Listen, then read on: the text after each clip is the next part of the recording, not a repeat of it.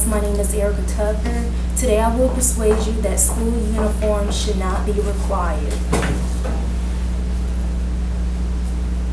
Today, thousands of public schools have begun to require that students wear uniforms. According to John A. Huss in his article, The Role of School Uniforms in Creating an Academically Motivating Climate, Do Uniforms Influence Teacher Expectations?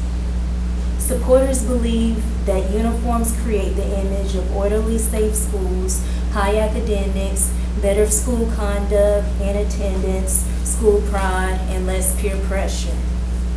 School uniforms put students in the right mindset to learn, say supporters.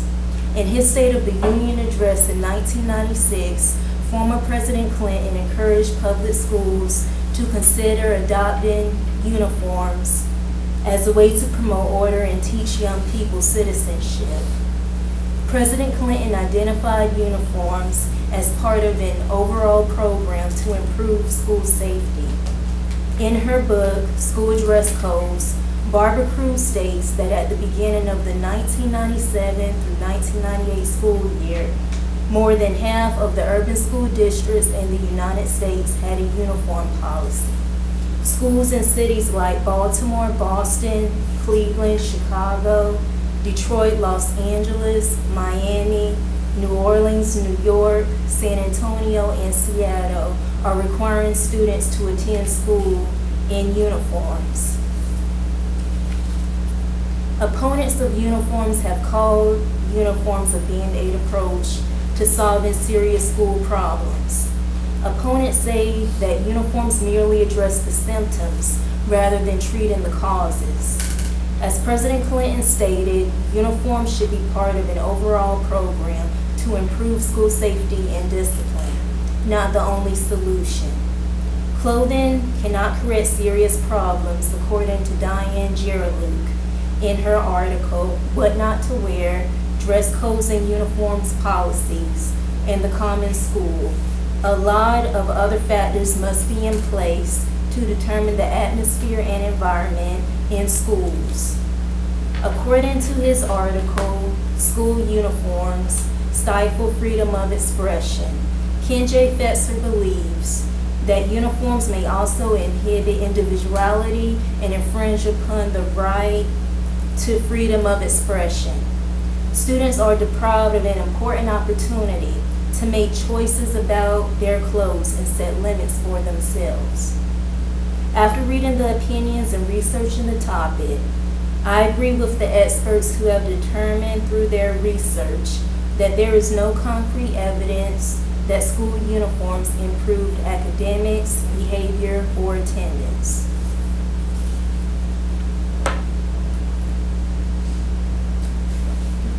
First, let's focus on the effect of school uniforms on academics. Research on the effects of school uniforms on academics is inconclusive. One study that I found interesting was conducted by Sharon Pate. In 1997, Pate investigated 2 Florida school districts with mandatory uniform policies over a 3-year period.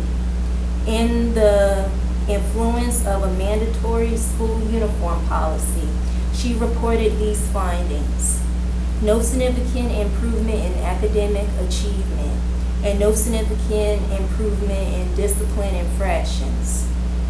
Another study that I found was a 1999 report titled Evaluation of School Uniform Policy at John Adams and Truman Middle Schools for Albuquerque Public Schools by Deborah Elder. Her research found that there were no significant changes in the academics of the 2 middle schools over a 2-year period. No case research has emerged tying school uniforms to improved academics.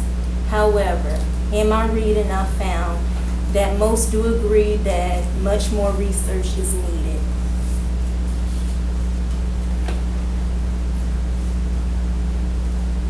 Next, let's focus on the effect of school uniforms on behavior. In 1995, a year after implementing the first mandatory district-wide uniform policy, the Long Branch Unified School District in California collected data on the effects of school uniforms on the school environment. The findings did not offer clear evidence that uniforms decrease violence. However, the parents, teachers, and students felt safer. Another study by David Brunsma and Kerry Rockerman, titled "The Effects of Student Uniforms on Behavior," conducted in 1998 using 10th grade data from the National Educational Longitudinal Study, found that student uniforms have no direct effect on behavioral problems in school.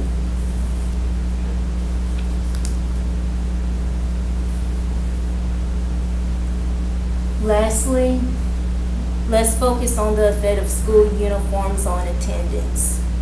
The Florida Department of Education requested a study be conducted comparing Orange County elementary and middle schools to Polk County elementary and middle schools.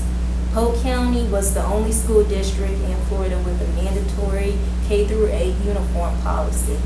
The report was done at the request of Florida state legislators who suggested requiring uniforms might improve schools.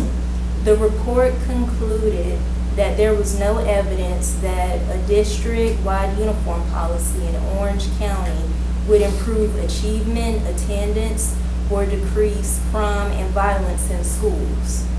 Henry L. Stevenson reported in his 1999 Texas Southern University dissertation tested the effectiveness of school uniform policies in 21 public middle schools in Texas. He looked at the impact of uniform policies on academics, behavior, and attendance over 2 years. Stevenson found no significant increase in academics, no significant decrease in fights, suspensions, or vandalism, and no significant impact on attendance.